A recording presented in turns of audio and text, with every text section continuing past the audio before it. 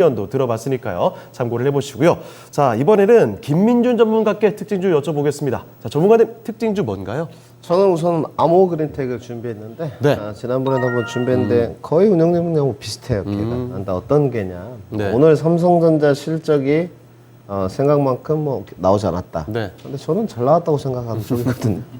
애널리스트들 다 어디 가는지 모르겠고 네. 뭐 JP 모건이랑 모건 스탠리다 뭐 시장 리서치 기관들 다 하향 조치했는데 예. 중국의 봉쇄령이나 지정학적 리스크가 2분기 때 있었지 그렇죠. 않습니까? 예. 그 디램 반도체 가격을 보게 되면 5월 17일까지 계속 떨어졌었어요. 네. 지금은 어떻냐? 지금은 올라가고 있어요. 디램 반도체가. 그러면 이 내용이 없었던 내용이냐? 아니거든요. 네. 3분기 때 반도체는 정점을 찍을 거라는 이야기가 대다수였었어요. 네. 연초에. 그런데 이제 대외 변수가 생겼는데도 불구하고 선방을 했지 않습니까? 예. 그러면 자동차로 조금 저는 섹터로 옮겨보겠습니다. 현대차, 기아차를 보게 되면 지금 친환경 자동차의 판매 비율이 미국 쪽에서 81%. 예. 굉장히 선방했다는 평이 많거든요. 그렇죠. 그 점유율 부분을 다 조사를 했는데 테슬라 다음에 2위를 기록했어요. 한 엄청난 번도 거죠? 일본을 넘어선 적이 없었습니다. 네. 일본 닛산 이런 것들 뭐 40몇 %씩 떨어졌었어요. 예. 그러면 지금 한국에 대한 현대 기아차에 대한 친환경차에 대한 인식이 글로벌적인 인식이 달라졌다는 거거든요. 예. 그러면 지금까지 자동차의 발목을 잡았던 거 여러 가지 요소가 있겠죠. 뭐 그렇죠. 지정학적 리스크, 봉쇄령, 차량용 반도체, 품귀 현상 등등이 있었는데 네. 실적 부분에 관해서 역시나 저조하게 좀 나오겠죠. 그래도 저는 선방할 거라고 생각을 하고 네. 그다음에 현대차가 이제 이거는 정말로 조금 반성을 해야 되는 부분인데 네.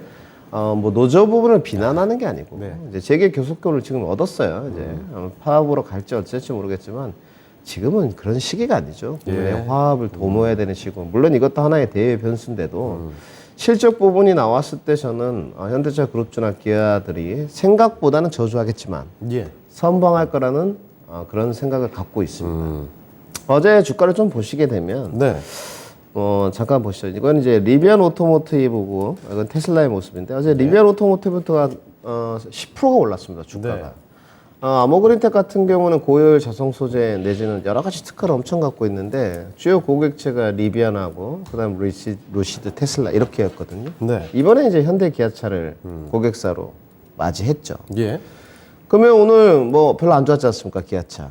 근데 현대차는 막판에 수급이 좀 들어왔고 그러면 이런 파업 요소까지 다 선반영이 됐다는 소리거든요. 네. 그럼 아모그린텍의 1분기 실적을 보면 30억을 영업이익을 찍었거든요. 작년에 적자였습니다. 예. 마이너스 10억. 그럼 올해 가이던스가 영업이익이 140억이 잡혀 있는데 전 무난하게 달성할 거라고. 예. 그러니까 매출액이 계속 성장해 가면서 영업이익이 완벽하게 턴어라운드 되는 그 해가 가장 주가가 빠르게 오르거든요. 예. 그렇기 때문에 저는 그 중에서도 이제 소재잖아요.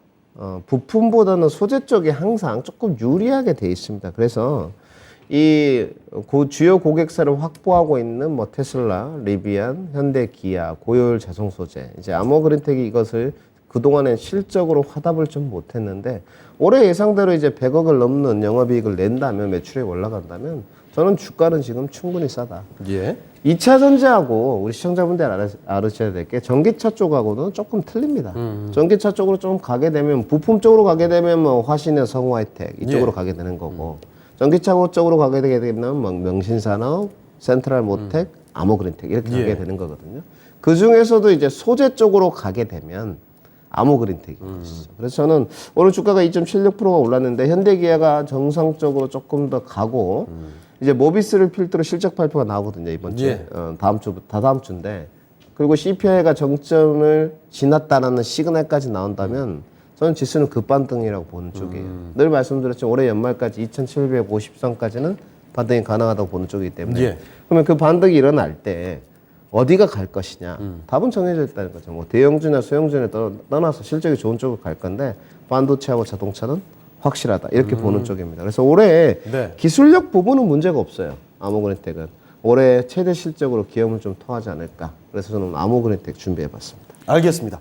자, 역시 김윤주 전문가의 의견도 그 종목에 국한되어 있지는 않습니다. 시장의 흐름에 대해서도 같이 짚어주셨는데 올해 하반기까지 봤을 때 역시 빠질 수 없는 게 반도체와 더불어서 자동차라는 점, 그중에서 자동차 부품 쪽에 아모그린텍 잡아주셨으니까요. 참고를 해주시면 좋겠네요.